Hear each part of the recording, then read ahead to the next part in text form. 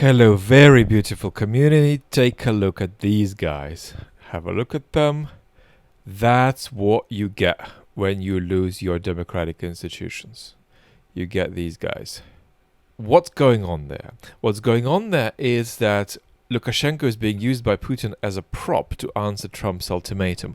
But before we say something about that, let's briefly remark on Trump's response to Mr. Medvedev's shitposting. And we've done a video on the main channel conceptualizing what kind of self-preservation type of game Medvedev is playing. Medvedev's continued to play that game, and Trump responded saying, based on the highly provocative statements of Mr. Medvedev, I'm going to move 2 submarines to be positioned in the appropriate regions just in case these foolish and inflammatory statements are more than just that. And a lot of folks from NAFO have said, oh yeah, that's nice, Trump's being tough on Russia. No, it isn't nice. You want 2 things from the nuclear rhetoric of a responsible global power. You want groundedness, a lack of a gap between position and rhetorical flourish, and you also want clarity. And an element of clarity is that the person who says something clearly knows what they're talking about. I'm not convinced about that.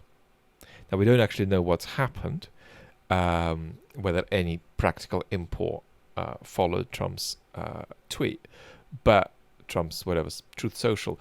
But either way, it's a disinhibition of something very, very sacred, a kind of a nuclear taboo that is very unhealthy.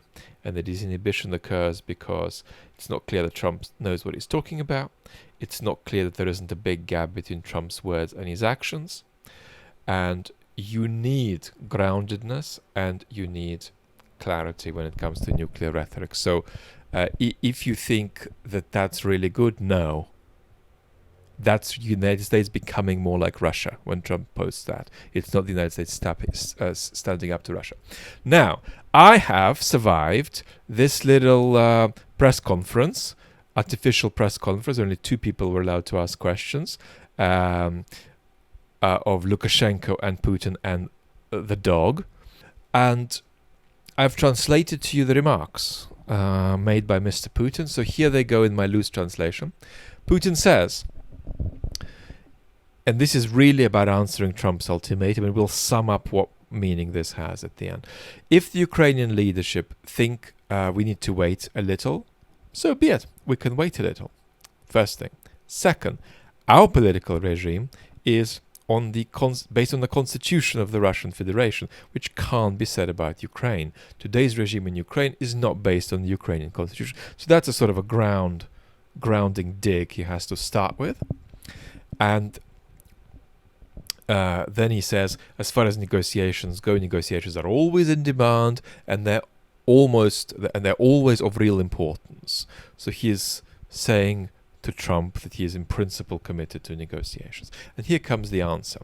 Note that it's important for Putin not to name Trump directly, and it's important for Putin not to be asked about Trump directly. So Putin made sure that there would be no question directly asking him to comment and respond to Trump, whereas Mr. Lukashenko, on Putin's behalf, can respond in such a way.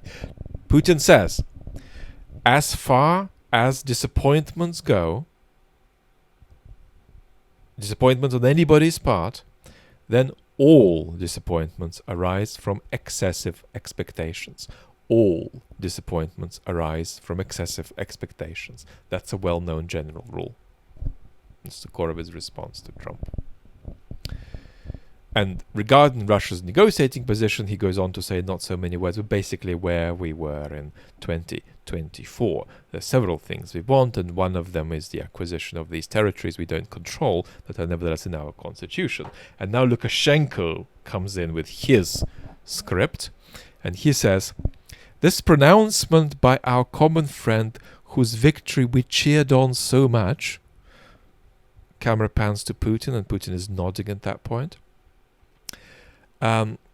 Well, basically, Lukashenko says, this is our common friend whose victory we cheered on so much, but politics isn't done like this. If he wants peace, he needs to engage carefully, groundedly. It's a military confrontation involving a nuclear power. And then Putin comes in. Only recently, all our foes spoke of the necessity to impose a strategic defeat on Russia on the field of battle. But today, they only have one burning wish: to stop our advance in any way possible.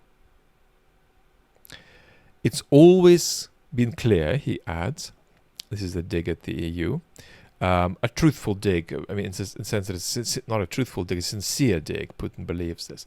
It's always clear that it's been always clear that the sovereignty of the EU was limited, but today it is clear that it is completely non-existent. So, what's Putin's message? The bit he doesn't say out loud is, stopping the war now is possible for me, but dangerous. But possible, but dangerous.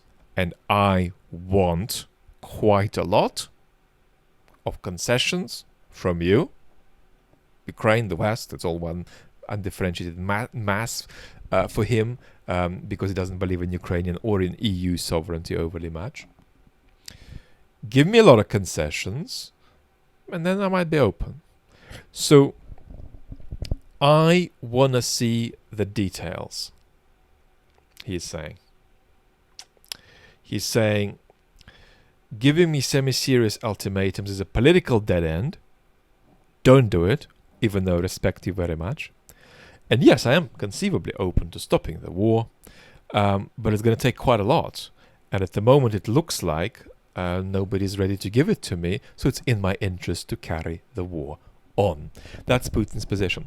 Now, a lot of people have said how weird Putin looked. This is a press conference done on the bench outside, suggesting it's not the real Putin. Epistemically, let's get this clear. It is completely impossible for, a fairly prolonged press conference to be faked by a Putin double. Wherever Putin's doubles are, this is not one of them. That's 11.